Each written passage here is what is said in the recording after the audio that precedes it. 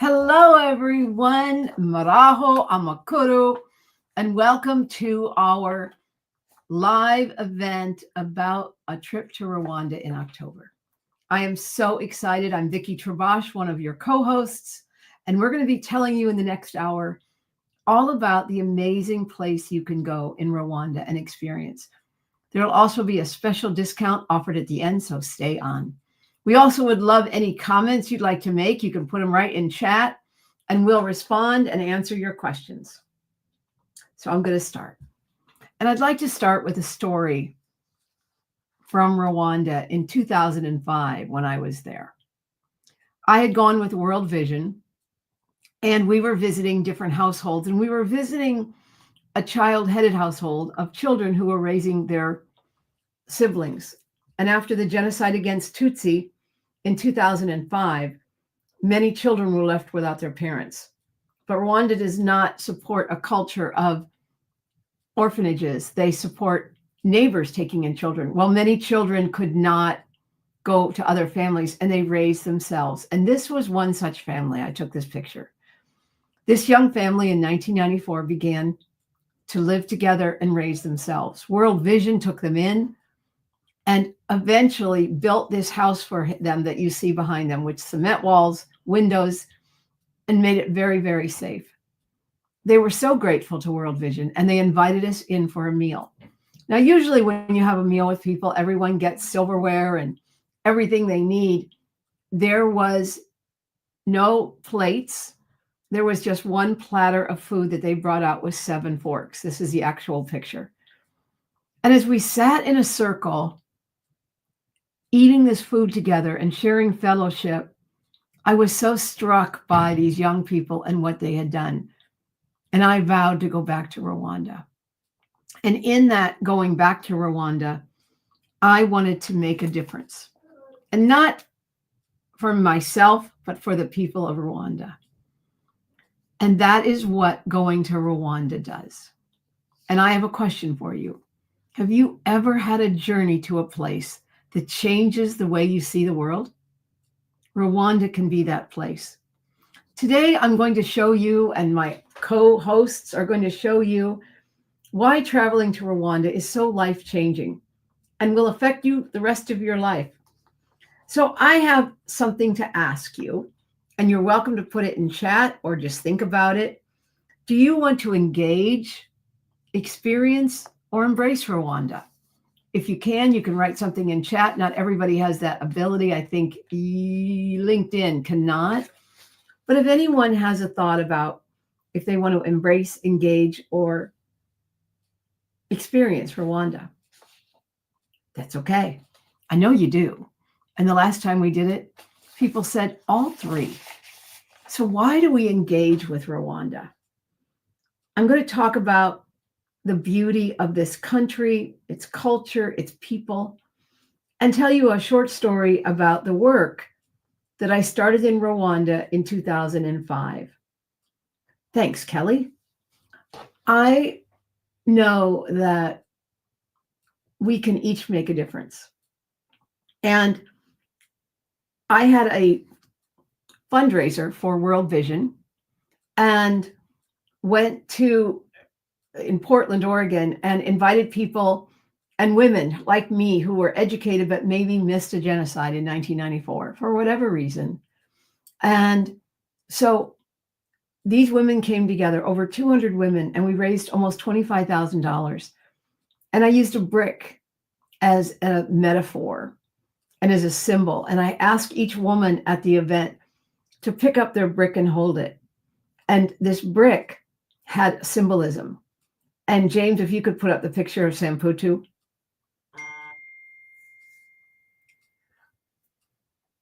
This is John Paul Samputu, who is an international musician in Rwanda and a dear friend of mine. And hopefully we'll see him when we're in Rwanda together. And everywhere I went, I saw bricks. But in Portland, Oregon, when I held up a brick like that, I said, this brick represents the weight of a malnourished child that cannot be comforted. This brick is the burden that a woman carries down a path as she struggles to find a way to feed her family. And this brick is the color of the soil that a woman saw when she was being violated face down in the dirt during the genocide against Tutsi. But this brick This brick also represents hope. And that is why Jean Paul Samputu is smiling. And hope is what we build in Rwanda. And I always tell you this, though there was a genocide against Tutsi in 1994 in Rwanda, the people of Rwanda do not want to be remembered for a genocide, but for their strength and resilience.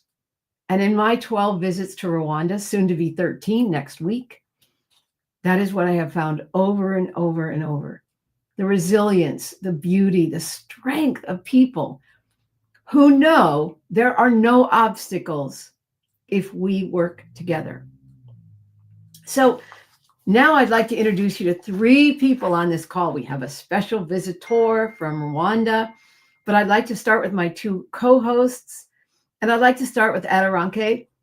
Adoranke, you are one of the co-hosts of this great trip. And if you could just introduce yourself and explain your interest in going. Hello, everybody. Good afternoon, good evening, good morning, wherever you are in the world. My name is Adoranka Badamosi Wilson. I actually live in Bermuda, and Bermuda is about 700 miles off the east coast of the United States. And Vicky and I met in 2023 through an organization we're both members of. And we actually had conversations just like this online until we physically met each other last year, October, at the conference that for the organization that we're a part of. And throughout the time that we've known each other, Vicky has told me about the work that she has been doing in Rwanda and has had me curious. Each time we talked, I would lean in to learn a little bit more and a little bit more. And over the years, I've actually I've traveled to several African countries in my life and done work in specifically Mozambique and more recently in Sierra Leone. And so what I bring is a real strong ability to create workshops and experiences for people to be able to support them as they make journeys, whatever that journey is, often journeys of discovery. So that's what I'll be doing. And I'll tell you a little bit more about that. Additionally, I'm a photographer, and I'll tell you a little bit more about my photography and my work and the work that we'll be doing around photography once we get to Rwanda. Thank you, Adoranka. I want to take 50 good pictures, not 500 bad ones. And we'll get a chance to do that. And the good thing, Vicky, as you know, is that I encourage people to use their phones. You don't have to go out and buy expensive camera equipment. Most of the phones have really good cameras these days. And that's one thing that we'll do. We'll take some amazing pictures together. Thank you so much. I'm going in a week and a half before our trip in October. And you should tell me, should I take videos landscape or horizontal? You should, vertical. You should, what's my phone? You should take videos like this, like that way. Because if you're watching it on a TV, that's the way a TV is, right? Otherwise, when you are watching it, you just see a very thin vertical strip. So depending on what the usage is, you should take it that way. If you know it's only going to be on social media, you might want to take it that way. But I think the experts will say take it horizontally. Well, there you go. See, I already learned something. Thank you very much. So if my videos are any good, take credit, Adoranka. If they're not, you can say she needs more work. We'll make it work. Thanks. All right. And next, I'd like to bring up Sarah Neely, also known by me as Sister Madugadu. Sister Madugadu Amakuru. Nimeza Amakuru. Nimeza Chani. I would like you to introduce yourself to our audience. Good afternoon, everyone. My name is Sarah Neely, and I'm currently living in Tampa, Florida, so on the east coast of the United States, and I have been to Rwanda 4 times now. My first time was with Vicky. I think it was in 2013. 7. 2007. Okay. It's been so long ago, I've lost track. So I was living in London at the time and was looking on the internet and somehow came across a blog that had pictures of a trip that she had taken with a whole bunch of people from the United States to Rwanda. And I sent her an email and said, I have to go on your next trip. And she said, that's wonderful, but I don't have any plans. And I said, well, when are you going next? And she told me it was a couple months away. And I said, okay, well, I'll join you. And I'm sure that Vicky was sort of thinking like, oh, who is this crazy lady? But after a few more email exchanges, she explained that I could come along, but it was not going to be a hosted tour the way that ours will be. She was going to do work and I was going to have to, roll up my sleeves and get dirty and all the work. And I said, sure. And so I flew down, those couple months later and we met. And I then, after spending 3 or 4 days, emailed my boss and said, I've got to stay longer. I ended up staying close to 2 weeks. And then shortly after that, joined the Itafari board as a secretary. Yeah. Until luckily we were able to close the foundation because we achieved all of our goals, which is amazing. Can you imagine? I just think we should always have organizations that we're working to finish, not continue forever. So even though Itafari Foundation closed in 2016, I continue to have passion for it. We're going to talk about a program, and thank you, Sarah. And do you want to say what you're bringing to this trip? Sure. I've traveled to over 54 countries around the world, and I have also helped on one of Vicky's other tours. So I have lots of experience traveling internationally as well as within Rwanda. As I said before, I've been there 4 times, 2 times with Vicky and then 2 times on my own through work with the Itafari Foundation. And so I have lots of experience doing that and can help you navigate those sort of, what do I do in this situation when you feel out of sorts, because it is definitely totally different than your home. Yeah, she's super cool. She just nothing rattles her, nothing. Even bad plane trips to Rwanda or Burundi. Exactly. We flew to Burundi.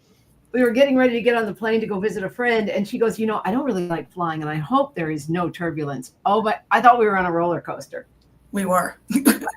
We went through the worst thunderstorm you've ever seen in the smallest plane you've ever seen.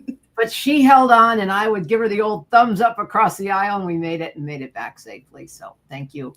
I'll have you back on a little later to talk about some other things that you bring, the value you bring. So thank you, Sister Madugadu. Thank you. For those of you who are not familiar with Kinyarwanda, Madugadu actually means a small community. And now I would like to bring on our Rwandan guest who's coming in from Rwanda at, I think it's 11 o'clock at night. Is that right, Christoph? Is it 11? Yes, right. That's right. It's 11 o'clock. God bless you.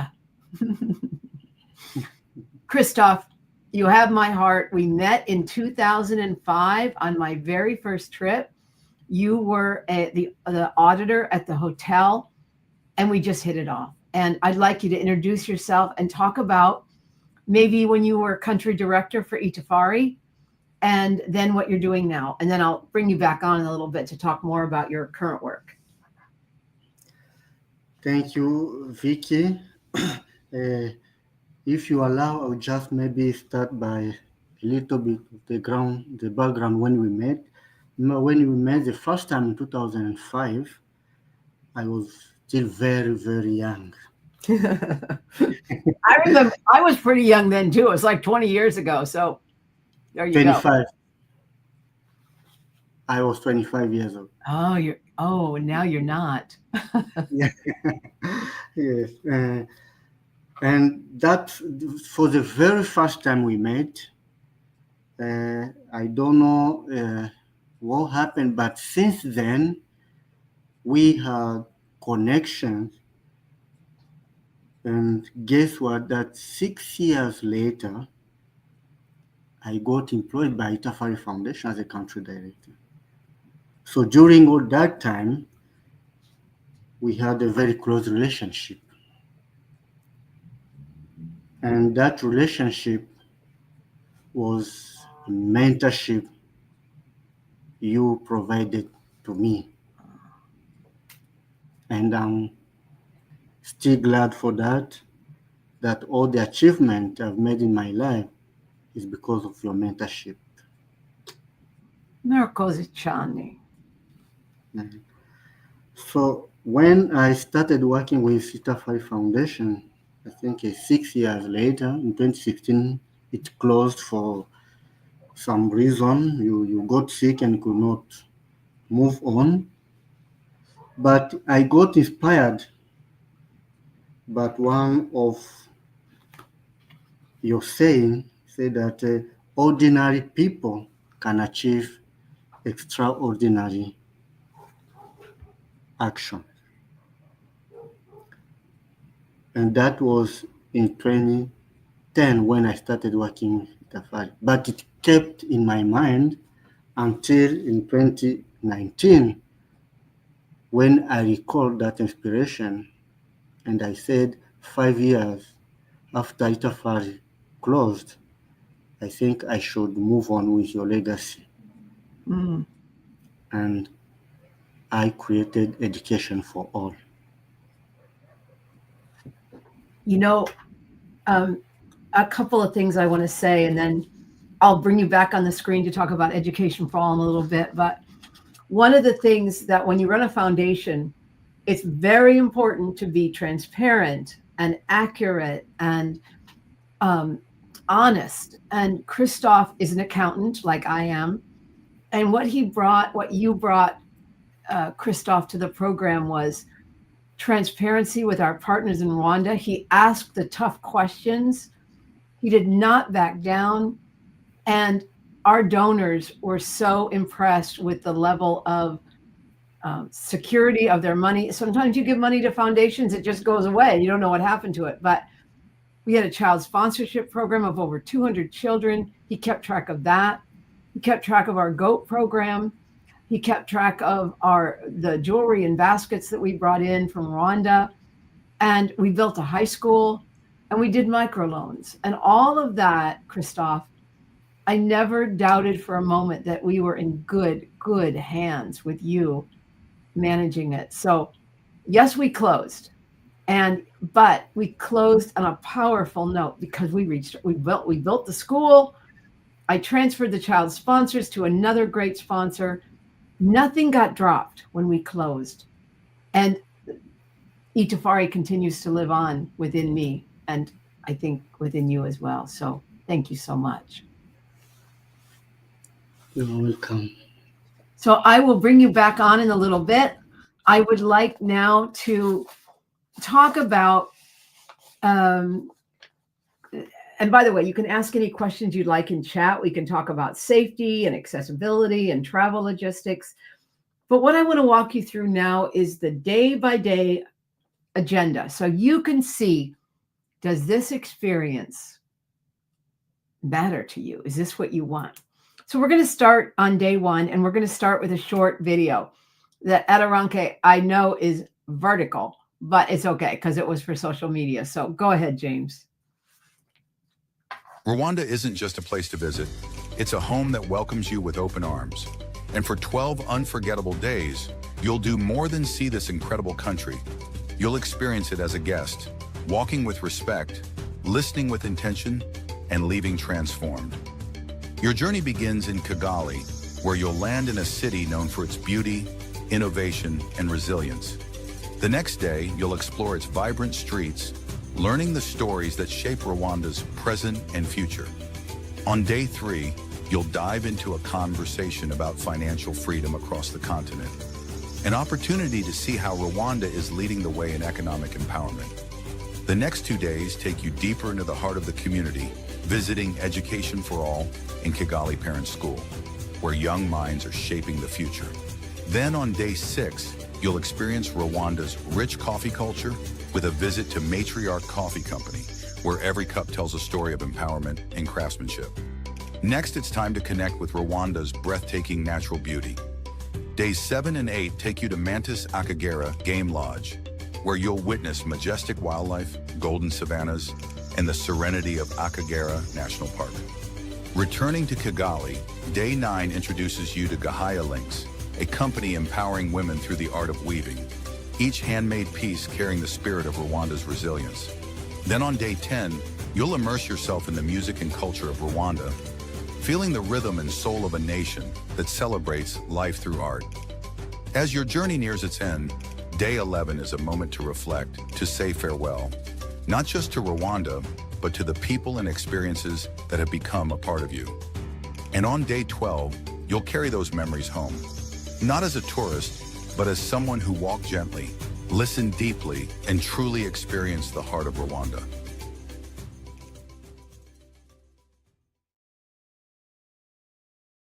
Thank you very much. And Christoph, I know you're listening. I hope that video made you proud of your country because it is such a beautiful place.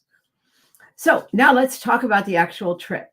So on Day 1, which is October 12th, you'll arrive in the beautiful city of Kigali. And you know, when you've traveled for a bit, you're going to be tired. So that first day, we just arrive, you get settled in our hotel, and we're staying at a beautiful place called the Urban by City Blue. Urban by City Blue is a hotel that is a 4-star hotel, and it's beautiful. It's safe. It's clean. It has wonderful courtyards and places where we can sit. There are restaurants on site, and you can rest. And I chose this place because it's very nice, but it's not 5-star. So if you're interested in a super bougie trip, it's not it. I do not like that sort of elitist feeling. I think it's great when we can travel in super high luxury, but my goal is clean, safe, lovely, well-appointed, and this is an excellent hotel. So this is where we're staying for the bulk of our journey. Now, we'll be leaving Kigali for a couple of nights and going out other places. We'll talk about that in a minute. But this is a beautiful hotel where we'll be staying. Wi-Fi, they have it all. So I think you'll really enjoy it. And then the second day, we're going to do a city tour so you can get grounded. So we're going to have a tour of the city and the Genocide Memorial in Kigali. So each... James, can I move the slide? Oh, look at that. I can move the slide. Oh, this is dangerous. Okay, I'm good. James, don't worry about me. So the second day, we're going to do a city tour where you can see the city, understand the beauty of it, see all the hills. And then we're going to go to the Genocide Memorial in Kigali. It is a beautiful, somber place.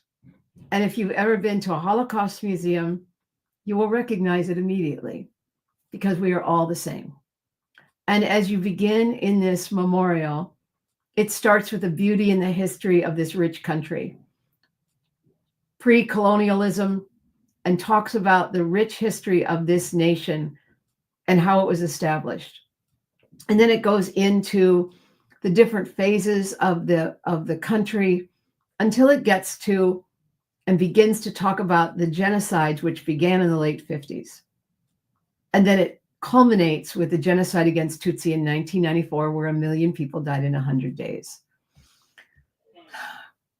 It is very somber, but I do believe it's helpful to understand the history of a place. When I went to Jerusalem in 1984, the first place they took us was a memorial called Yad Vashem, which was for the Holocaust. And I was younger than even Christoph was 20 years ago. And I kind of went in, I thought this would be interesting. And I came out unbelievably changed because now I'd seen the story of the Holocaust. So what this memorial does so beautifully is while it starts with Rwanda, it goes through the history of the world with genocides and Holocausts until you get to the end and you understand we are all the same. And if I could bring Adoranka back on stage to talk about how we process this work, I think that's really important.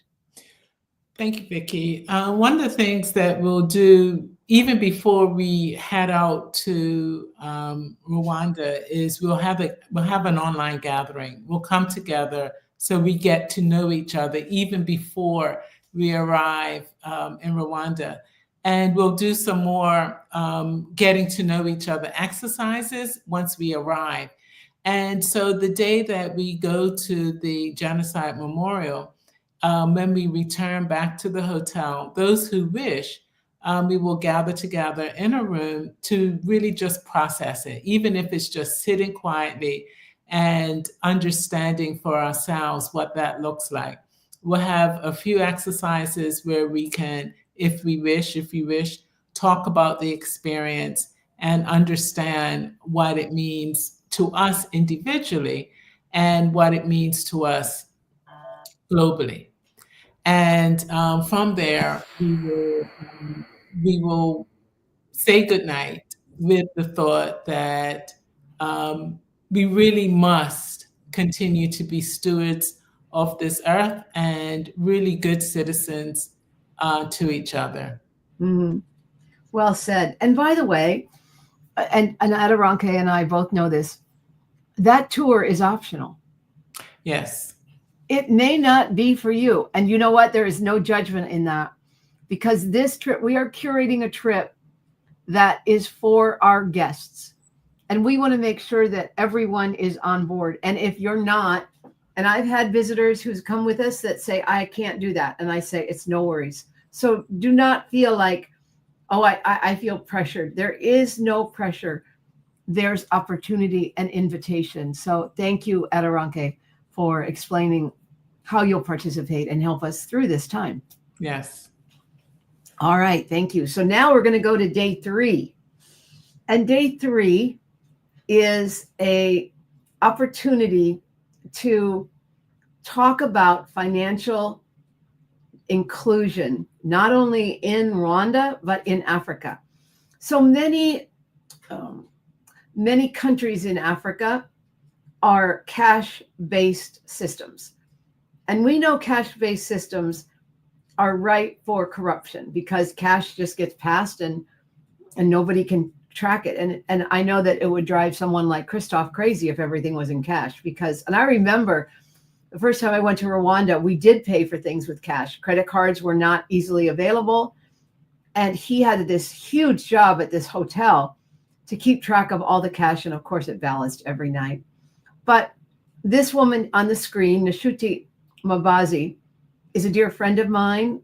I'll be seeing her next week in Brussels. And she heads up Better Than Cash Alliance for the World through the UNDP. And she is going to come and talk to us about the power of bringing people, a woman on the side of the road who could use her phone to be paid for her potatoes.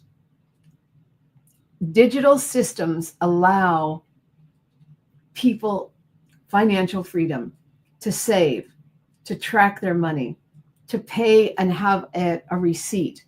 So this is super interesting. Now, if that just made you yawn a little bit, you could go take a hike and see the gorillas. We're going to talk about some options. But I promise you that we are not here to have you catch up on your naps. We are here to do a dynamic program. And Nashuti is one of the best speakers I've ever heard. And you can look her up, Nashuti Mabazi, and you will see she is a powerful voice for the world. So that is day 3. Then day 4, and Christoph, we're going to get ready to put you back on screen. I don't see you down there on the screen. There you are. So if you could bring James, if you could bring Christoph there we go. So Christoph, this is your program. Tell us about it. Thank you, Vicky. This is our program. As I mentioned earlier, we start the charity in 2019, September 2019. A few months later, there was a COVID-19 pandemic outbreak. And we practically did nothing until beginning of January 2022. That's when we started the first cohort of 37 women, understaffed women. And they were trained in tailoring for 6 months. That's how our program works. We sponsor them, support them. At the end of the program, at the graduation day, we give them the startup material. Now they can start making their life. How many women have gone through your program so far? The last graduation, which you missed, unfortunately, Oh, don't on say 3rd that, Christoph. Don't tell people. on 3rd of February, we graduated the cohort of 17 women, and at that time, we actually achieved 100 trained women. Wow, congratulations. And another good story is that all along our program, we have a center, and in that center, we had one teacher who used to train the women. Now, for the last graduation of the 100, we form an association, and from that time going forward, that association will be training others. Wow. So I don't usually, you're not usually on this call, so I usually say it because you're not here, but it's a secret, but I'm going to tell you something. One of the things that I'm doing is that a part of the price that people pay is going as a donation to Education for All. So we will be giving you a healthy donation to help these women grow. And of course, we will be visiting the center, and we will have a chance to meet the women and talk with them. Yeah, definitely, yes, we have a chance. So I'm very excited about this day and what we can do with you. And, when you lift a woman, you lift a family, you lift a society. And these women are not only becoming self-sufficient, they are becoming a role model for their children.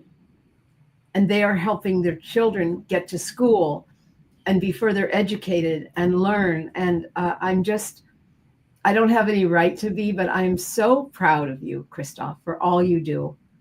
And Thank you. I'll be in Rwanda in 2 weeks now, a week and a half, whatever. 2 weeks from Friday, 2 weeks from today. And I'm going to go and see the program, and I'll take some videos this way. And I just got a thumbs up from Adiraka. And have more information for you all on these calls, so you'll see more of what Christoph is doing. I'm going to do a little interview of you, Christoph, so you don't have. So it's right now. It's 11 o'clock at night for him now, closer to 11:30. So I appreciate you being here on this time zone, and we'll bring you back through the videos to explain what you do. So thank you so much. We cannot wait to see Education for All on day 4. So thank you. Thank you, Vicky. I can't wait to see you in 2 weeks. Oh, me too. Thanks. Okay. Next, we will go and visit Kigali Parent School. Now, this is the secondary school Itafari built. Kigali Parent School was started by 2 young men who came over right after the genocide from, Christoph, do you know if they were from Burundi or Uganda? You can put it in the chat. I think Burundi. Anyway, I could be wrong. They came to Rwanda. They were 2 young teachers, and they wanted to do something. And so they were wandering the streets of Kigali, and they came upon a brothel, and they asked the women in the brothel if they could have a room to teach children, and they offered to teach the children of the women. Soon it was packed with children. They then moved to a small building and began a school. And now Kigali Parent School is the highest rated primary school in Kigali, in Rwanda, actually. And I started going there in 2006, and we decided to help them build what you're looking at here. And it was amazing.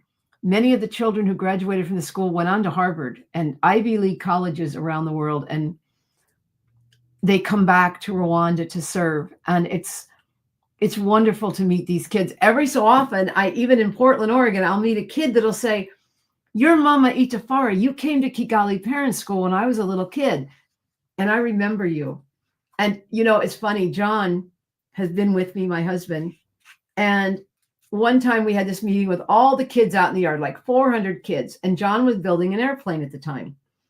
And these kids were so fascinated. They couldn't quite understand how one person could build an airplane, but it was a 2-seat airplane. And John explained it. And years later, kids would come up to me and say, "Papa Itafari, did he build his airplane?" I go, "Yeah, it flew too. It flew great." So we are very attached. We will go to the school. We will see all the work we have done. And you will be inspired, because what Rwanda knows is that poverty is alleviated through education. And now education is required through 12th grade. So this country is becoming educated, and they have a very high-tech segment in their country that works. And in fact, that leads us to, well, no, it doesn't lead us there yet. I'll talk about that in a minute. To our next day, which has nothing to do with what I just talked about, so forgive me there. But we're going to go to Matriarch Coffee Company. So that'll be outside of Kigali. We'll go to the countryside. We will see a women-owned coffee cooperative, how they harvest the coffee, how they make it. You can buy Matriarch coffee in the US. I buy it. It's delicious coffee, and it's sustainable.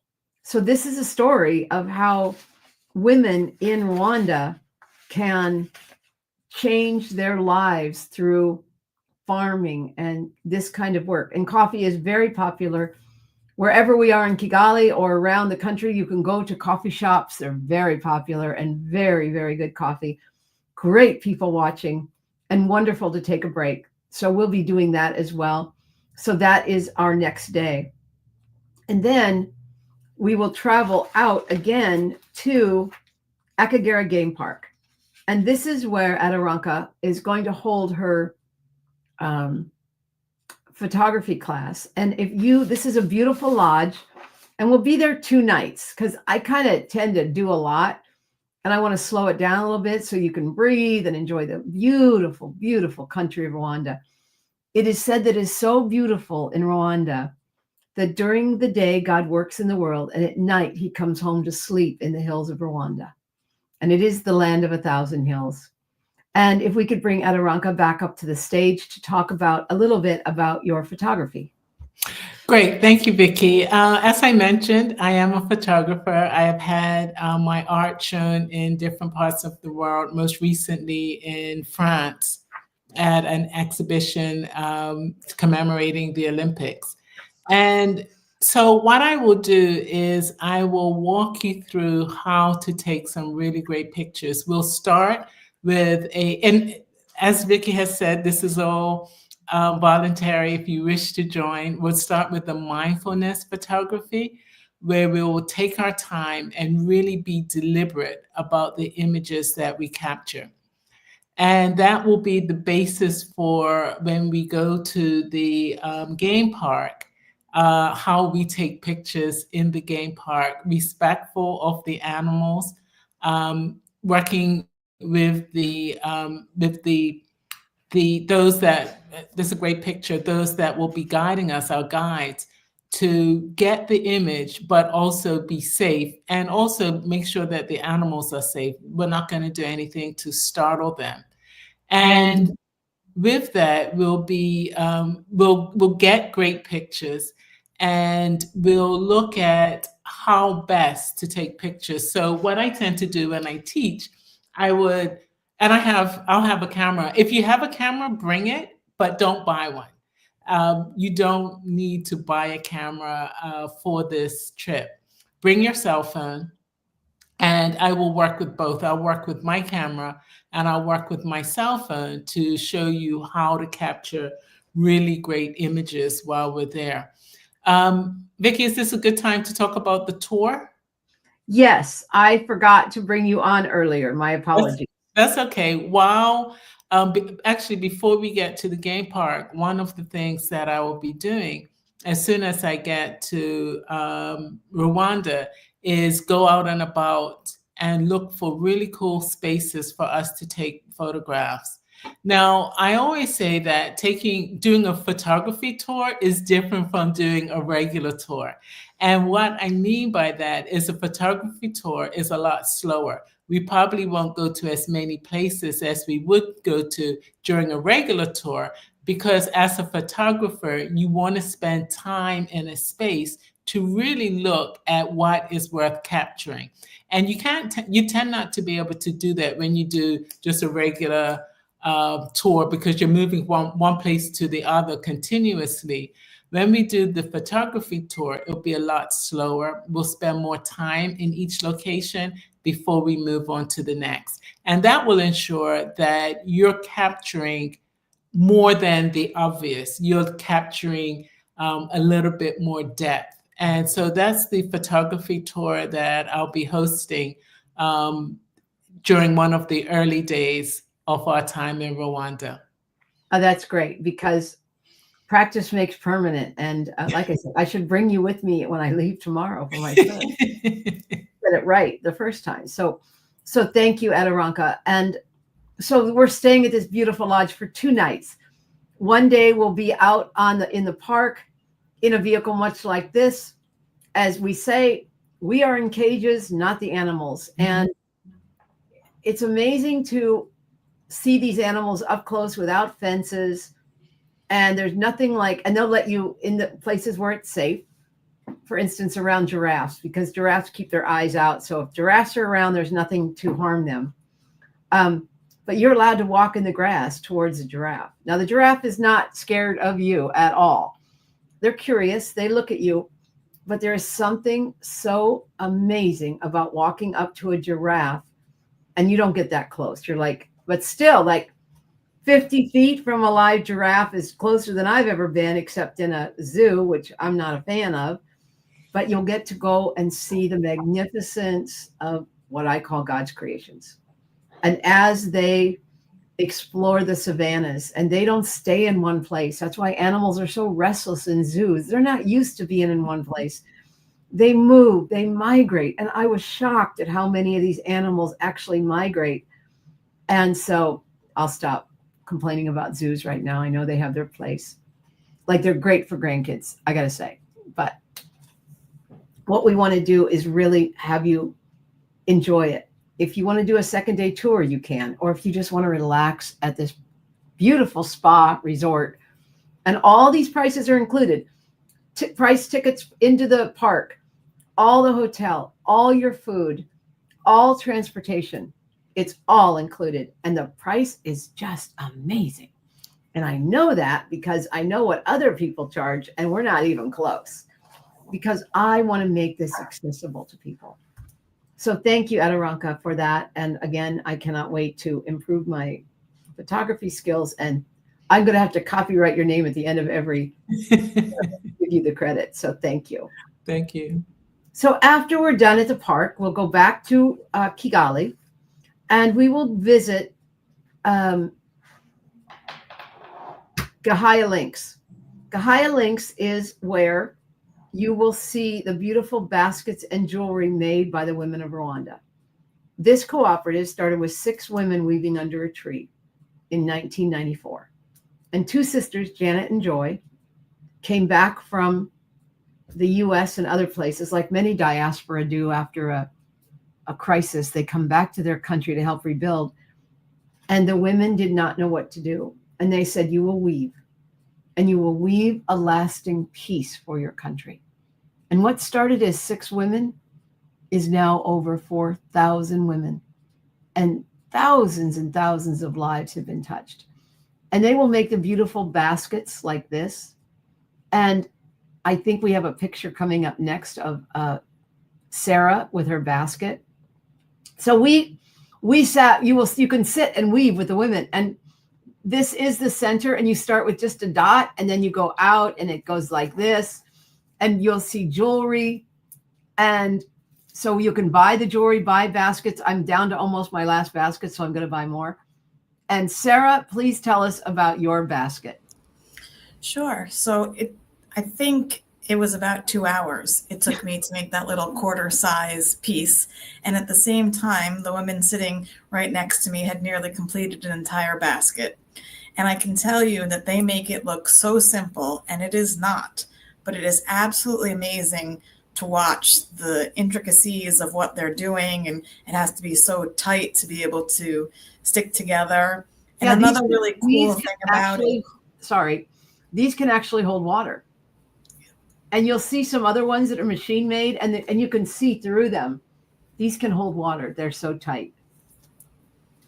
And another cool thing that Joy and Janet did was, instead of pre-printing little labels, they have the women hand sign the piece of paper and weave it into the basket, so you'll have the name of your actual artist who has produced the basket. Mine was too small to put my name on it. And nobody cares, Sarah. Right. That should be hung up somewhere. I have one the same size. I should find it for the next webinar.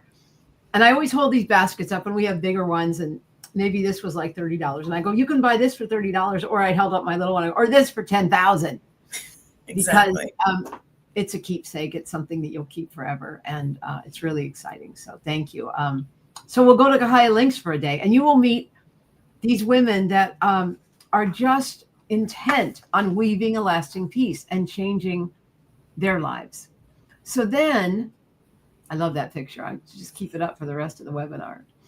The next day, we will enjoy the culture of Rwanda. Now there's music, there's dance, there's all kinds of culture. And I showed you John Paul Samputu, and hopefully he told me he'll be in Rwanda in October, and he's a wonderful entertainer. And he also talks about forgiveness. So this is a picture I took on one of my trips of this young boy, and the pride and the beauty of their dance is so lovely. And the women dance, and you get to dance if that's your thing. Like I said, this is all optional, but it's an opportunity to express yourself and to be touched by the beauty and the music. And then on our final day, you get to stroll through the city of Rwanda, pick up more goods, any gifts you want, souvenirs, enjoy the city, take better photographs than you've ever taken in your life, and enjoy our last day. Our final day, we will have a dinner. And in that dinner, we will celebrate everything we've accomplished. And I will invite some partners like Christoph and other people to come to our dinner and enjoy our time together, because I don't do a distance trip. We are with people. And to that point, if you're not familiar with the culture, if you're not familiar with the language, it's a Francophone country as well. So there's French, English, and Kinyarwanda. And we will give you a packet of information that includes culture, customs, what to wear, how to behave, what to expect. We'll talk about safety and security. It's a very, very safe country. And if you're worried about your safety, I understand. But I've been there 12 times.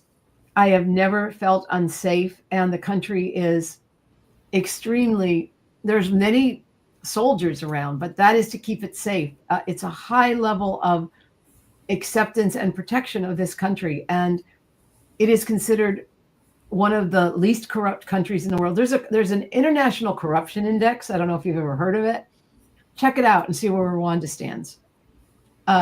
US is not too far from Rwanda, actually. And many African countries are at the lowest, meaning they have the highest level of corruption. That is not Rwanda. So corruption has to do with safety and the way the country is run. So it's very, very impressive. So we'll have our final dinner, and we'll prepare to go home, and you will take with you new friendships, wonderful memories, a lot of laughs, great food. We have some people that are gluten intolerant, we can take care of meals and the differences, that any concerns you have, all of that can be done there. The food is excellent. It's from all over the world. One night, Sarah and I, you want to talk about our Chinese experience, Sarah? Sure. We had gotten back into the city rather late, and so we walked around the corner from the hotel to this wonderful Chinese restaurant that we'd been to a couple other times. And we were just looked at the menu and both thought, shrimp would be an amazing dinner.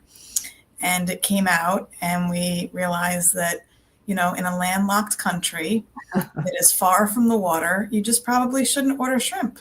So we just moved that dish aside and continued on with the rest, and still giggle, 20 years later about We're still laughing we about just it. make poor decisions when we're exhausted. Yeah, And we so learn don't from do it. that. Don't do that. And the hotel I stayed in that we were staying in was Christoph's Hotel, and it was lovely as well. And so we will finish our tour and then everyone can head home. And we have some optional ideas. We have, if you're interested, this is not included in the price of the ticket, but if you want to go see the gorillas, Sarah, can you talk about your experience hiking? Sure. So you go up the night before to the location of the park for the gorillas, and you wake up super early in the morning and they give you the safety briefing, and then you start out hiking up through the different levels of the mountains to find the gorillas. And what you probably didn't know ahead of time, which I learned as I was hiking up and sort of complaining about how tired I was, is that the guides had actually already been up the mountain and had come back down to get us because they had gone to see where the gorilla family was, to ensure that you actually see the gorillas. And so we hiked all day and were able to find a family of gorillas and take some not so great pictures because I hadn't had my, proper training yet. But here is a picture of me with a gorilla and my friend Arthur after we had hiked all day through stinging nettles and different levels of bamboo. And then a few trips later, I learned that Vicky had gone with a friend of hers, and her hike was like 15 minutes after I'd spent a good 5 hours. So you just never know where the gorilla is. As we said, they're very transient populations. They get to move all over. The guides can't tell them where to go. That's why they have to go out in the morning to look for them, to help you find them. But it's a wonderful experience if you are up for it. But again, it's optional. Yeah. And so here's the deal. Here's what happened. There are 3 groups you can go in. You must have gone in the ultra athlete group, Sarah. I think that was the middle of the road, maybe. All right. Well, I feel bad for the ultra athletes. Some people really want to hike up that mountain. And Julie and I picked the slow but go. And so they said, we'll find families lower on the mountain for you. 15 minutes. We were back, and you get a back lunch because usually you're up there longer. And we were back so quick, and you were assigned a guide. So you have someone to help you go through the trip. We were back so quick. We gave our lunches to the guides. We go, we're done. We were back to the hotel to head back to Kigali like by noon. It was great. We started at 9, and you have an hour with the gorillas. I know, I'm bragging. And when you get to the village where this is such a huge revenue generator for the country, they only issue so many licenses per day. So you cannot wait you can't just show up in Rwanda and go, hey, I want to go see the gorillas. And they go, yeah, in 6 months. So if you're interested, and there's a day during the trip that you would prefer to go see the gorillas, let me know. We'll get it arranged. The cost is going to cost you around probably no more than $2,000 a person. And the bulk of that is $1,500 for the ticket. That is non-negotiable. There's no discounts. Every single person in Rwanda now has to pay that. Then we have to get you to the village, to the volcano mountains, stay overnight, come home. So, and if there are a number of people that want to go, you can all split the cost of the vehicle. So I think it'll be well under 2,000. If you, and go ahead and look, if you try to book this on your own through a safari company, it can be $6,000, $7,000. So because I know so many people in Rwanda, I'm not trying to make money on this thing. I'm trying to get you to see what you want to see. There are monkeys, there are different places to go, and you'll get that opportunity however you would like to experience it. So I love this picture. Look at Arthur. He doesn't look tired. No.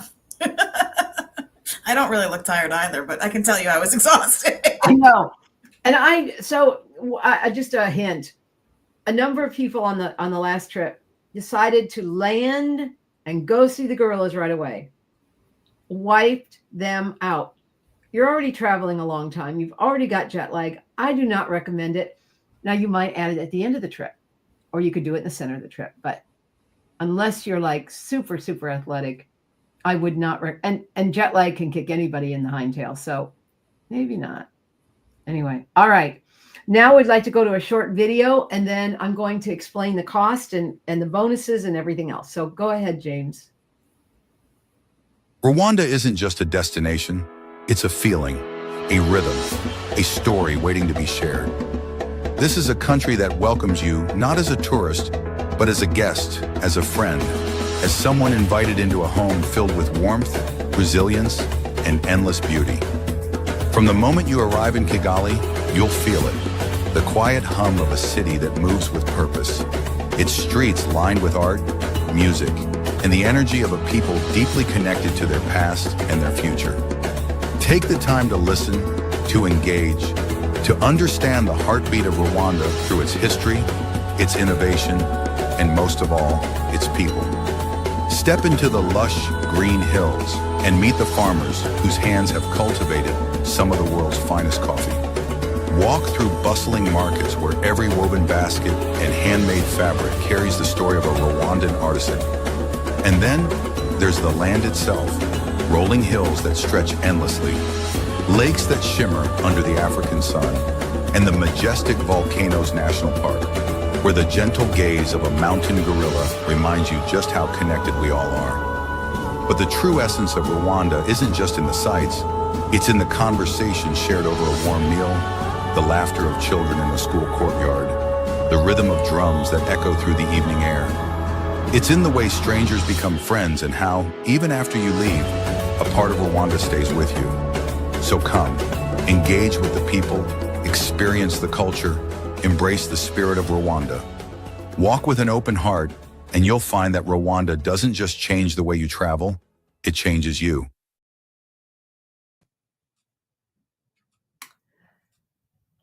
So that's our trip. An amazing adventure, an amazing opportunity to experience, embrace, and engage with Rwanda. So the price of this trip, it does not include airfare, is for a single $6,125, and for double occupancy $5,750. But today and to date only, well, for the next 24 hours, there are two discounts available. One is good through the end of October. I'm sorry, the end of March. And that is a $750 discount if you book by March 31st. Now, there is, if you book by tomorrow at midnight, there is an additional $150. And when you go to the website, you will click on the coupon code and put bonus 150. Now, here's the thing. Aren't sure, don't know, excited, but questioning. I have made this so that everything is fully refundable, no questions asked until August 15th, because we've got to get things booked. So, and if you want to book it, I need it in written. And then the entire trip is due by the end of August. So fully paid by August 30th, 31st, and fully refundable till August 15th. Now, to reserve your spot, you just need to pay $1,000 on the website. You can scan the code here. You can go to the URL, Rwanda Travel 2025, and sign up. I really encourage you to go. I can answer any questions. I'd like you to sign up and hold your space. It is limited and we are filling up. So if you consider this, sign up. You can get your $1,000 back if you just want to put the deposit. You can put the whole thing down today if you want to. And then we'll talk about how to get your flights. I've got connections for you to get flights. And there's visas and there's, all kinds of stuff. But I'll give you all of that information with plenty of time to sign up and get ready for this amazing adventure. So that's it. You'll get additional 150 and you'll get a 750 off through March. So I don't want you to feel too rushed, but I keep reducing the discount each month because we want to get this filled and get it ready to go. And Aderonka and Sarah and I will have an onboarding call with you. So we'll get to know each other before we start. And Sarah has to leave because a fire alarm is going off. Sarah, please exit the building. Goodbye, Sarah. I was going to ask you for final comments, but I know what they are, so I'll say them for you. Take care of yourself, Sarah. But I'd like to bring both Christoph and Aderonka back up for some closing comments. And you can bring them both up at once. There we go. Go ahead, Aderonka.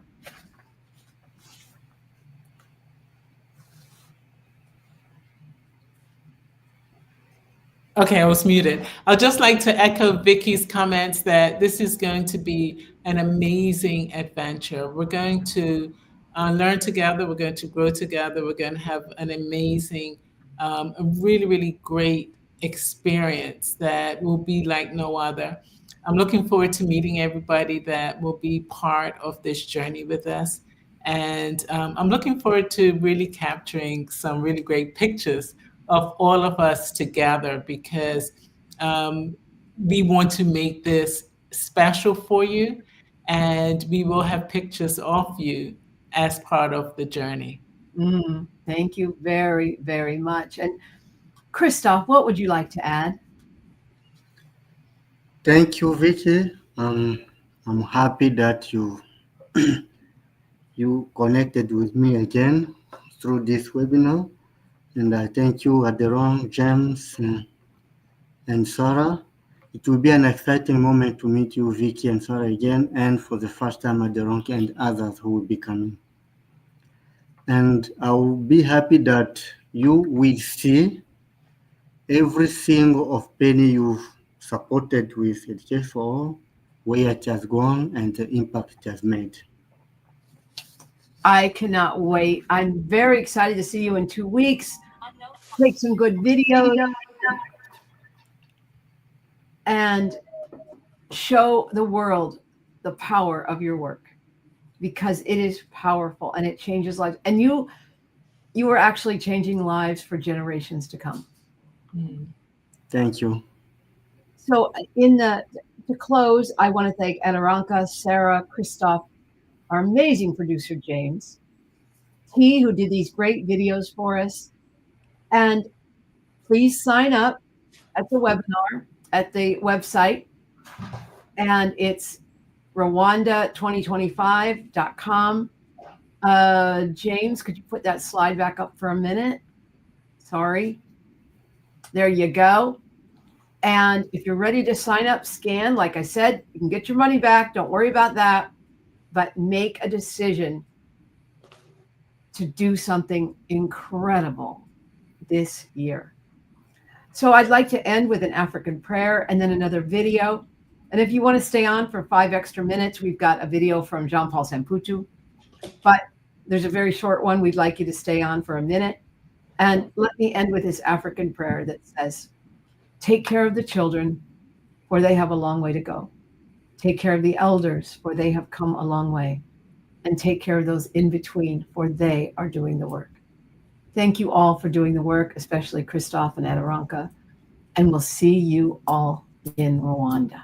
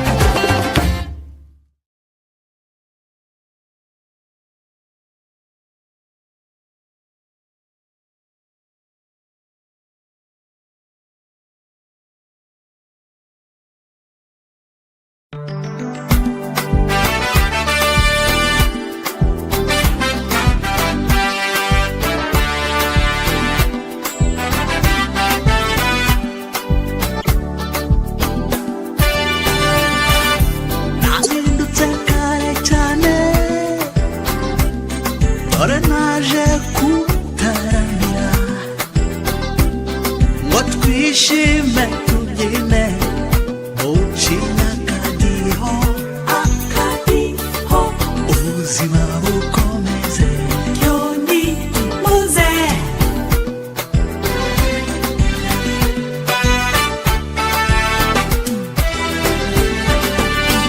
zindutse kare cyane cyane dore naje kutaramira ngo twishime tubyine ucinya akadiho ubuzima bukomeze Yoni muze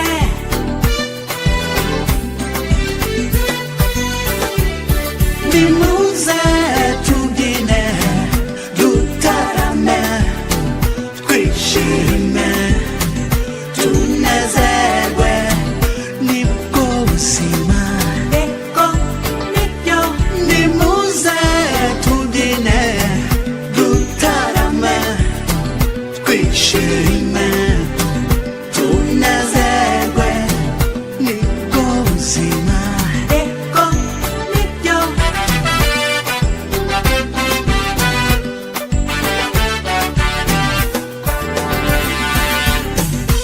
kwidagadura ni byiza yo kandi ni ingenzi ni ngombwa mu buzima bitera akanyamuneza yayo ukumva umerewe neza ukaruhuka Yoni muze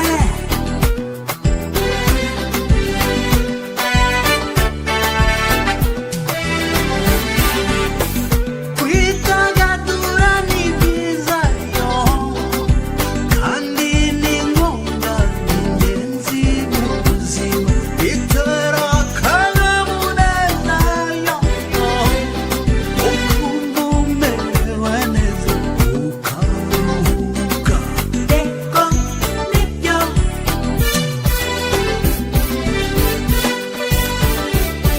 nimuze tubyine dutarame twishime tunezerwe nibwo buzima Eko nibyo nimuze tubyine dutarame twishime tunezerwe nibwo buzima Yoni muze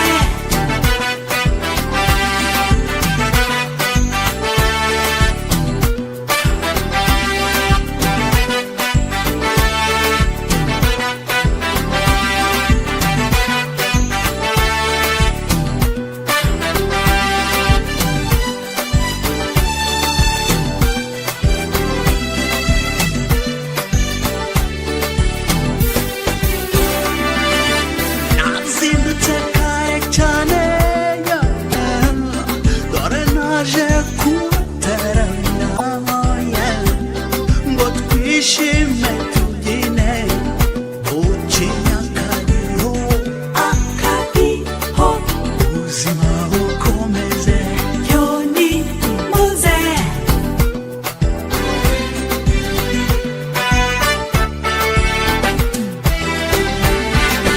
nazindutse kare cyane cyane dore naje kutaramira ngo twishime tubyine ucinya akadiho ubuzima bukomeze Yoni muze